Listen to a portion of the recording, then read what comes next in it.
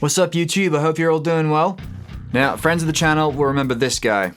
For new viewers, this is an Ibanez RG721RW. It was given to me by my best friend, who in turn got it from cleaning out a lockup. It was not in good condition when we got it, with a slight twist in the neck, and more importantly, a crack through the wood around the base side bridge stud. The neck twist wasn't really a problem, but the crack in the bridge was, because it meant you couldn't tune the guitar up to pitch, so I had it fixed by a luthier prior to making the other video. Unfortunately, it failed a second time, so I took it back to the same guy. He did the best he could, but unfortunately the reality is that Floyd Rose bridges leave a very small amount of wood around the bridge to anchor into, so there was really no way to get it perfect without cutting out the whole thing and fitting a whole new patch of wood in here. Long story short, the guitar isn't valuable enough to justify that kind of repair cost. He did the best he could with the dowel and a block of wood, but the reality is this is no longer a guitar that can be relied on to stay in tune. I did, however, want to keep some of it alive. The guitar did, after all, belong to a man who's no longer with us, and although I didn't personally know him, it didn't feel right to just leave it gathering dust on a guitar hanger, or worse, stick it in a bin. So, as we've discussed, the neck is no good and the body is beyond economical repair. The hardware on these is also notoriously not the best quality, and I'm reliably informed that this model of Floyd Rose is the worst one ever designed. That leaves these pickups, which in my last video I mistakenly said were DiMarzio Evos. They are in fact a DiMarzio tone zone in the bridge and a DiMarzio Air Norton in the neck. I'm not sure what the middle pickup is. It could be a DiMarzio, but I can't tell just from looking at it. As you'll see, it doesn't really matter anyway. So the plan became to find a guitar to put these good pickups into. I wanted a good enough guitar, but a lot of mid-range guitars come these days with what you'd refer to as aftermarket pickups, like EMGs or Seymour Duncans, or bare knuckles, or yeah, DiMarzios. I didn't want to end up yanking a pair of good pickups just so I could use these, so I went looking for the highest spec of woods I could find that still came with unremarkable pickups. Unsurprisingly, Ibanez had what I was looking for. Ibanez will often, for what I'm sure are very good reasons, specify their own brand pickups in even the prestige guitars, which sell for thousands.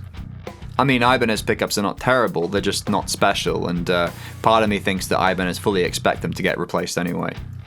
So here it is. This is an Ibanez RG721RW. It's a premium model, which means still fairly high spec while being Indonesian made.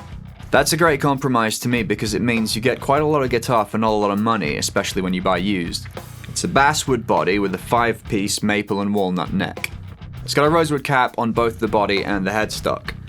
I say cap and not veneer because there's a full 1/4 inch of rosewood here. It's got a lot of lovely little touches, like this abalone binding and the offset dot markers here, and you'll notice the logo is actually inlaid maple. They even come with a semi-rigid hard case, which is now my favorite kind of hard case. The bridge is pretty cool too. It's called a tight end, and as well as having an unusually long throw on the intonation here, you can actually fully bolt down the saddles, which supposedly improves the coupling of the string to the body. The pickups are called Ibanez Cap VM or CAP VM, and this is where the plot thickens.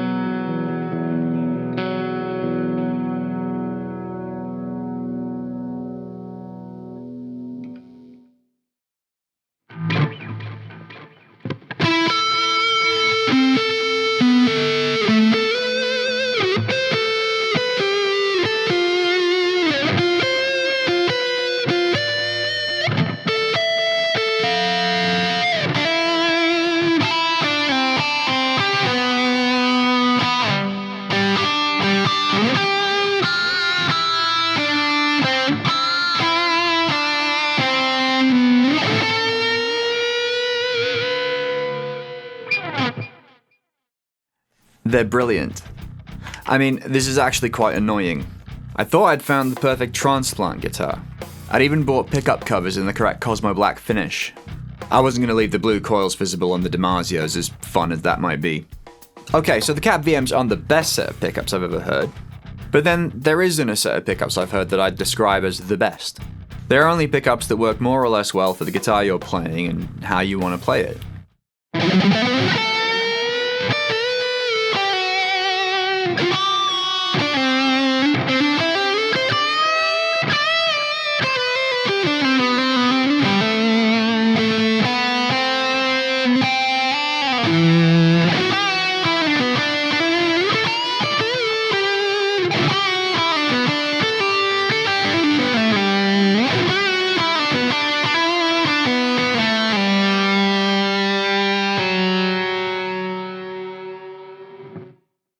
And while I have no doubt that the DiMarzios would have worked great on this guitar, the point of the exercise was to find a place where they were needed. It's not a legitimate use if they're replacing something that was already working fine. I don't feel like the gentleman who owned the gem would have been happy for me to toss out a pair of good pickups just so I could tick the box of finding somewhere for the DiMarzios to live. I could be wrong about that, but that's how I choose to look at it. So my original problem may be intact. And let's be honest, needing to find a decent project guitar to house some cool pickups is a nice problem to have. But in the process, I've discovered this awesome guitar for not very much money. So I feel like this part of the process, at least, has been worth it. Amps today are from the Neural DSP Nolly suite, which by the way is insane.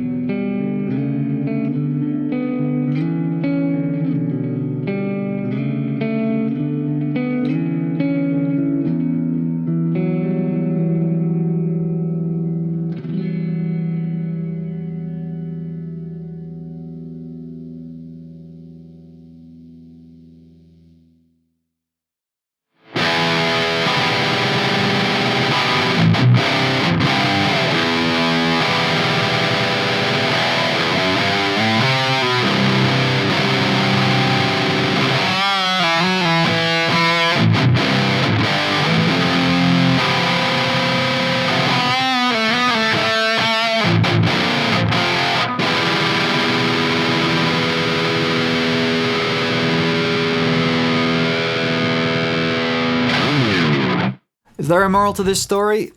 Maybe there is. It might feel like gear acquisition syndrome is a bit of a facetious way to approach this, but I feel like it's relevant. You see, I know dozens of musicians, and a bunch of non-musicians, who recoil in horror at the idea of picking up the slightest bit of new kit. I'm not talking about people who would buy loads of gear but can't bear the expense. I've been there, in many ways I'm still there, and those people have my every sympathy. I'm talking about the people who smirk and tut and shake their heads knowingly at your Facebook post about your latest guitar, as if you're some kind of alcoholic and they always said you'd never stay on the wagon. I'm talking about the people who assume that your ongoing desire for gear means that you're never satisfied with what you have. Or that the effort to sell old gear to pay for new gear is an admission that buying the old gear was a mistake. This isn't unique to musicians, by the way. Anyone in any creative field will have experience of people telling them they're wrong, maybe even stupid, to invest in their passions. Why am I saying this?